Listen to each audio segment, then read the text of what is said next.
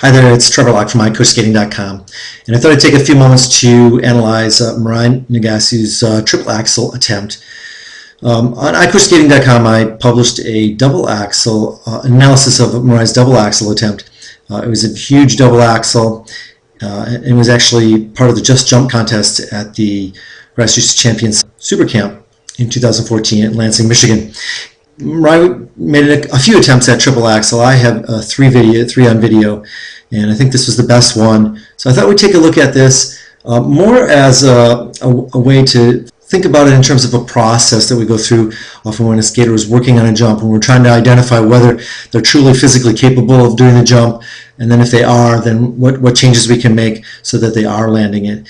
As a caveat, I'd like to make it clear this video is not really for Mirai. This is for the rest of us at iCoachSkating.com who can learn something from it. You know, Mirai is working with Coach Tom Zakrajcek, and Tom is probably one of the best technical coaches in the world. So I'm not going to say anything here that Tom isn't already aware of or doesn't know, and I may say things that Tom actually disagrees with. So it would actually be kind of fun to hear Tom's comments. So hopefully I can convince him to do some kind of a response to this. In any case, I wanted to talk about this. If you've watched the video, I think I posted above this video, you can see that Mirai's short on rotation, and this jump ends in a fall. There were some of the attempts at camp she was able to stand up on, but they weren't quite as rotated. So I just thought that it would be fun to go through this and really get a sense of what's going on. Kind of just walk us through here, steps forward. If you haven't seen the double axel video, you should really take a look at that. One of the things that from this angle is really clear that we talked about in the double axel video is just watch how close her hands go to her hips. Everything's super close going up and through. She's got her head staying really still as it goes up and through the target. She gets up in the air. Again, this is another monster jump. I have it at 0.61 seconds. And then you know, as she touches down, you can see that her foot is quite a bit short. It's a good 180 degrees short. Her shoulders are probably a little less than 90 degrees short. So it looks actually pretty promising that she can land this jump. One of the big challenges for Mirai in this particular attempt, and this was on at least one of the other attempts I looked at as well, she's a little tilted outside her circle. I know this isn't the perfect angle to look at it. Some of this is leaning forward from the landing, and some of it is leaning outside the circle. But leaning outside the circle usually is unrecoverable for skaters that are at minimum air times. And so that's an issue that I think Mirai is going to have to address if she's going to make a triple axel be super consistent. I guess I'd rather focus this video, at least the first part of this video, on how she can make sure that she can get the full rotation. And like I said, again, this isn't really for her, it's just for all the rest of us as we go through and try to understand the process. So first things first, I measured at 0.61 seconds. She's off the ice there. I can reset my clock, which is out of your screen view. And then first frame in the air to first frame on the ice is right there. I had it at 0.617. You can see she's landing right here at the little first part of the R, I guess, of the Warrior logo that's on the ice, the writing. So you get a sense from, there's our last frame on the ice. Just going to draw a little line.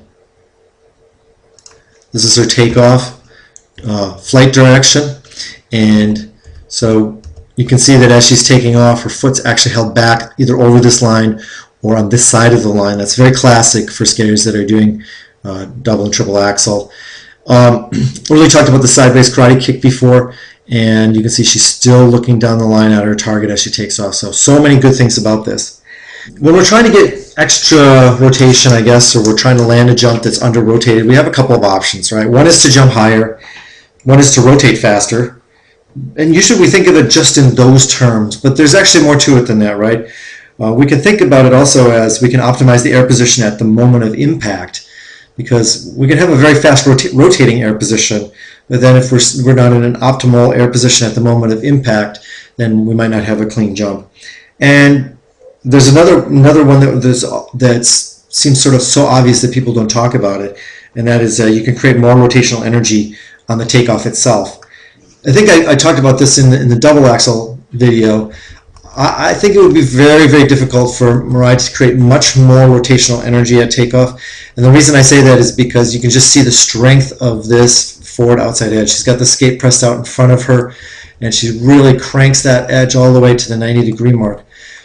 She may be able to get a little bit more rotational energy from pressing on the edge, but it's a little difficult to think she would get much from that.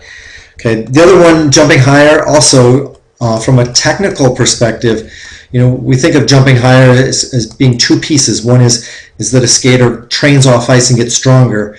I don't see at this point in her career Mariah being able to get much stronger than where she's at right now. So I don't think that that's a significant place to get a piece of a chunk of improvement on this jump. I think she's already a really strong athlete. And the other piece of jumping high, particularly on an axle or double axle, is carrying enough speed in and then pressing the foot out in front of you as you jump, so you can use that whole leg as a sort of a pole vault to launch yourself up over the top. She's already entering at a pretty good speed, and she's pressing the foot out wonderfully. So again, I don't think that there's a whole lot there that she's going to get in terms of more height. So when I look at the jump, I don't think that two of the ways of finishing this rotation, creating more rotational energy on takeoff and jumping higher, I don't think that either one of those are likely, at least not likely in terms of giving a significant improvement. So that would suggest that it makes more sense to focus on air position in terms of making it efficient for rotation and then optimizing the moment of impact. When she gets up in the air, you can see that she gets into her air position. We talked about it just a little bit. This is more efficient than the double axel air position. One of the things that can make this more efficient is if Mariah could get her feet truly together. And you can see that they're separated a little bit. There's a little bit of separation. She's getting contact at her shin bones. A calf and shin are together, but the feet really never come together. So there's some drag, some rotational drag is associated with the feet being apart. Also notice that she is locking out this leg. In the previous video on the double axel, she didn't really lock out the landing leg. In this video, it looks like she's got that leg pretty well locked out. The free leg, though, is still pretty bent. You can see as she goes into initial rotation, very bent there. She's not really pressing it down, and it really doesn't get better, doesn't change. So I think that there would be room for improvement in terms of pressing both feet down. A lot of skaters that I work with on double axel in particular, this as a concept really helps them. Instead of thinking about pulling in, thinking about pressing both feet down and trying to lay their boots right next to each other side by side.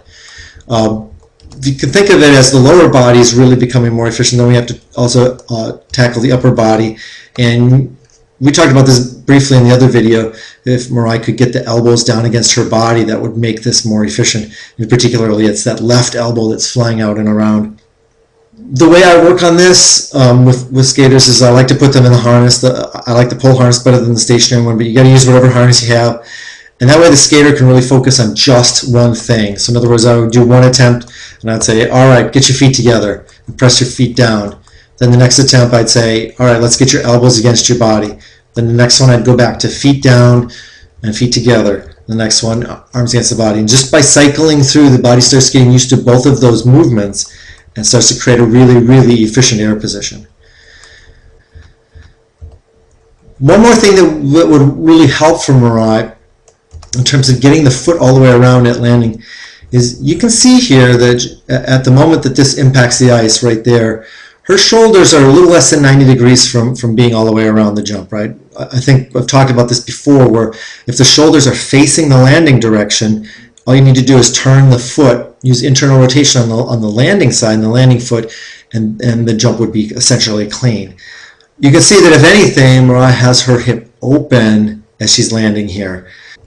It's just, here it looks fairly neutral or slightly open. You can see that her back looks like it's pretty much to us, somewhere between those, and then the foot's turned away. So she's kind of in a neutral foot position or slightly open, and it doesn't really change all the way down to the ice. And most skaters, most top skaters, as they get comfortable with triples and quads, they start turning this foot before they get to the landing moment so that the foot is right down the line of the shoulder. So if she internally rotated this, she'd get it to be a little bit further around.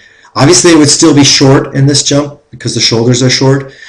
But the idea is that if Mariah worked on the air position in terms of getting the feet down and the legs a little bit straighter and getting those elbows against her side, she could pick up the rest of this rotational energy and she'd be able to just focus on getting that foot around at landing.